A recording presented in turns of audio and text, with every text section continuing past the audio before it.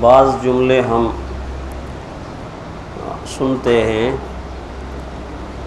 لیکن رک کر ان پر سوچتے نہیں ہیں۔ خاص کر قرآن حکیم کی جب بات ہو یا پیارے پیغمبر صلی اللہ علیہ وسلم کا کوئی ارشاد ہو تو اس کا ترجمہ سننے کے بعد بس وہیں پر رک نہیں جانا چاہیے کہ اس کا مفہوم یہ ہے بس، بلکہ تھوڑا سا رک کر تنہائی میں جو مفہوم سنا ہے اس میں آپ گہرائی میں اترنے کی جب کوشش کریں گے تو آپ کو محسوس ہوگا کہ قرآن کی آیت یا اللہ کے محبوب کا فرمان علم کی اتنی گہرائی رکھتا ہے، اتنی گہرائی رکھتا ہے کہ اتنی گہرائی دنیا کا سمندر بحر الکاہل بھی نہیں رکھتا۔ جن لوگوں نے اس انداز سے قرآن کو دیکھا ہے یا نبی کے فرمان کو دیکھا ہے، اگرچہ وہ مسلمان نہ بھی ہوں تو اللہ تعالیٰ نے دنیا کے اعتبار سے ان پر علم کے دروازے کھول دیے، اور ایک سائنسی دنیا اور ایک علمی دنیا آج میرے اور آپ کے سامنے ہے۔ اس لیے میں نے آپ سے یہ گزارش کر دی کہ ہم سرسری طور پر کوئی جملہ سنتے ہیں اور اس پر غور نہیں کرتے، علمی طور پر غور نہیں کرتے، جس کی وجہ سے وہ ہمیں وہ فائدہ نہیں دیتا کہ جو فائدہ ہمیں حاصل ہونا چاہیے۔ اس لیے سمندر کے اندر غوطہ لگانے والا جتنا گہرائی میں جائے گا اتنے ہی موتی اس کو ملیں گے۔ تو یہ جملہ جو میں نے ابھی عرض کیا کہ 109 مرتبہ قرآن حکیم نے مختلف سیغوں کے ساتھ لفظ صلاۃ کو رپیٹ کیا، بار بار، آخر کوئی مسلمان سوچے تو صحیح کہ اللہ تعالیٰ کو اتنی کیا ضرورت پڑی تھی کہ 1 نہیں، 2 نہیں، 10 نہیں، 20 نہیں، 100 نہیں، 109 مرتبہ بار نماز کی تاکید، نماز کی تلقین، نماز کے احکامات، نماز کے فضائل، نماز کی اہمیت کیوں بیان فرمائی؟ اس لیے کہ اللہ کو معلوم تھا کہ یہ چلتی پھرتی مخلوق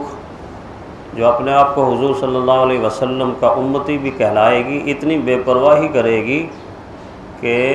اتنی اہمیت میرے بتانے کے باوجود نماز کو چھوڑ بیٹھے گی۔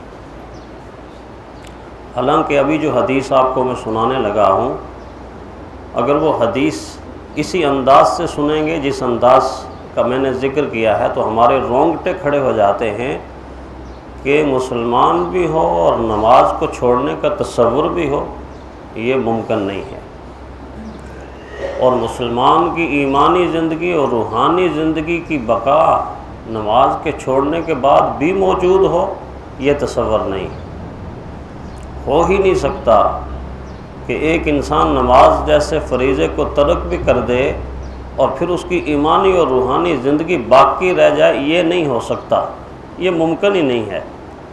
اب پیارے پیغمبر صلی اللہ علیہ وسلم کا آپ ارشاد سنیں گے تو آپ کو خود محسوس ہوگا کہ نہیں، ممکن نہیں ہے۔ یہی تو وجہ ہے کہ پیارے پیغمبر صلی اللہ علیہ وسلم کے 1,24,000 صحابہ میں سے کوئی ایک صحابی بھی ایسا نہیں جو نماز کو چھوڑنے والا ہو، نماز کو ترک کرنے والا ہو۔ تو اس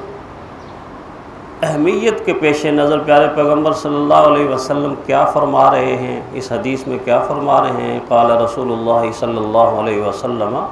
لا ایمان لمن لا امانت له ولا صلاة لمن لا طہور له ولا دین لمن لا صلاة له انما موضع الصلاة من الدین کموضع الرأس من الجسد۔ پیارے پیغمبر صلی اللہ علیہ وسلم فرما رہے ہیں، حضرت عبداللہ ابن عمر رضی اللہ تعالیٰ عنہ اس حدیث کو نقل کر رہے ہیں، حضور نے فرمایا جس میں امانت نہیں اس میں ایمان نہیں، جس میں امانت نہیں اس میں ایمان نہیں، اور جس کی طہارت نہیں یعنی وضو نہیں اس کی نماز نہیں، اور جس کے لیے نماز نہیں اس کے لیے دین نہیں، اس کے لیے دین کا کوئی تصور موجود نہیں۔ سنو اللہ کے نبی نے کیا فرمایا؟ فرمایا نماز کا مقام دین میں ایسا ہے جیسے سر کا مقام جسم میں ہوتا ہے، سر کا مقام جسم میں ہوتا ہے۔ اب اس جملے پہ آپ غور کر کے دیکھیں، آپ دنیا میں لاکھوں انسان ایسے دیکھیں گے جن کے ہاتھ موجود نہیں ہیں لیکن وہ زندگی گزار رہے ہیں۔ لاکھوں انسان آپ کو ایسے ملیں گے اس دنیا کے اندر جن کے پاؤں موجود نہیں ہیں مگر گھسٹ گھسٹ کر چل رہے ہیں، زندگی گزار رہے ہیں۔ ایسے کئی انسان ہیں کہ جن کے کان کٹے ہوئے ہیں مگر وہ زندگی گزار رہے ہیں۔ باقی اعضاء کا نہ ہونا زندگی کو روک نہیں سکتا، زندگی چلتی رہتی ہے۔ لیکن میں آپ سے درخواست کروں گا کہ آپ اس پر غور کر کے دیکھیں کہ دنیا میں لاکھوں نہیں، کوئی ایک انسان بھی آپ کو ایسا ملتا ہے کہ جس کا سر نہ ہو اور وہ زندگی گزار رہا ہو، جس کا سر نہ ہو اور وہ زندگی گزار رہا ہو۔ وہ کوئی پلاسٹک کا بنا ہوا انسان تو ہو سکتا ہے، کوئی بت تو ہو سکتا ہے، مگر زندہ چلتا پھرتا انسان آپ کو اس دھرتی کے اوپر ایسا نہیں ملے گا کہ جس کا سر موجود نہ ہو اور دھڑ چل رہا ہو، بازار کے اندر بھاگ رہا ہو۔ نہیں، ایسا نہیں، ایسا نہیں۔ تو پھر پیارے پیغمبر صلی اللہ علیہ وسلم کس چیز کی نشاندہی کر رہے ہیں کہ نماز کے بغیر ایمانی زندگی کا کوئی تصور نہیں، روحانی زندگی کا کوئی تصور نہیں ہے۔ وہ انسان جو نماز کے بغیر چلتا پھرتا ہے، وہ چلتا پھرتا مردہ تو ہے، وہ زندہ نہیں۔ یعنی اتنی اس فریضے کی اہمیت کہ کسی حال کے اندر بھی اللہ تعالیٰ معافی کا اعلان نہیں کر رہے۔ حالانکہ بہت سارے اعمال ایسے ہیں جس میں معافی کا اعلان ہے، آپ جانتے ہیں۔ آپ نے یہ جملہ سنا ہے نا کہ جی اگر استطاعت ہو تو بندہ حج کر لے، اور استطاعت نہیں ہے تو قیامت کے دن پوچھا ہی نہیں جائے گا۔ معاف کر دیا نا۔ جس کی استطاعت نہیں اس پہ حج نہیں ہے، جس کے پاس مال کی فراوانی نہیں اس پر زکوٰۃ نہیں ہے، اور جو مریض ہے اس کو روزہ چھوڑنے کا حکم دے دیا کہ روزہ چھوڑ دے۔ مسافر ہے، روزہ چھوڑ دو، بعد میں رکھ لینا۔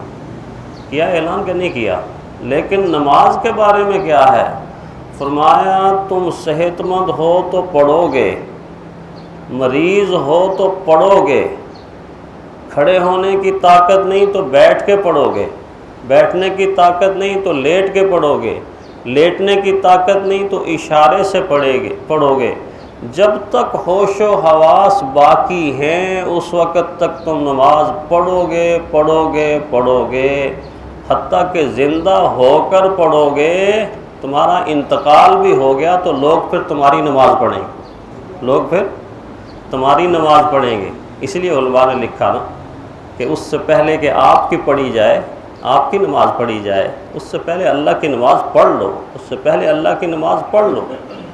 کسی حال کے اندر بھی اگر نماز کی معافی کا اعلان ہوتا تو حالت جنگ میں ہوتا، حالت جنگ میں ہوتا کہ جب دشمن بالکل سامنے کھڑا ہے، آمنے سامنے، مجاہدین ادھر کھڑے ہیں، دشمن ادھر کھڑا ہے، اس وقت بھی قرآن حکیم کہتا ہے کہ ایک جماعت بنا لو جو دشمن کا مقابلہ کرے، اس کے سامنے کھڑی ہو جائے، اور دوسری جماعت پیچھے پلٹ کر فریضہ نماز ادا کرے۔ اگر حالت جنگ میں بھی نماز معاف نہیں ہے تو پھر اور کون سا ایسا زندگی کا مرحلہ ہوگا کہ جس کے اندر نماز معاف ہو؟ ہاں، وہ انسان کے جو عقل و شعور کھو دے، مجنون ہو جائے، دیوانہ ہو جائے، پاگل ہو جائے، اس کو معاف ہے۔ وہ خواتین جو زچگی کی حالت میں ہوں، ڈلیوری کیس یا ایام مخصوصہ ہوں، ان کو چھوٹ دی ہے، بس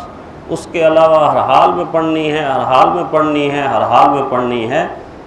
اور کیوں پڑھنی ہے یہ کل کے درس میں بتایا جائے گا کہ کیوں پڑھنی ہے۔ اس لیے کہ اس کے چھوڑنے کا نقصان اتنا ہے کہ اگر وہ نقصان میری اور آپ کی سمجھ میں آ جائے تو یقین جانیں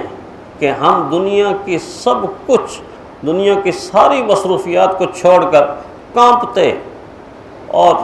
اللہ سے ڈرتے ہوئے مسلح پر آ جائیں اور نماز نہ چھوڑیں، اس کا نقصان اتنا زیادہ ہے، حضور نے مثال دے کر سمجھایا ہے، کل کے درس میں نقصان بھی بتایا جائے گا اور پھر آئندہ اس کے فائدے بھی بتائے جائیں گے۔ اللہ تعالی ہمیں صحیح طور پر نماز پڑھنے کی توفیق عطا فرمائے۔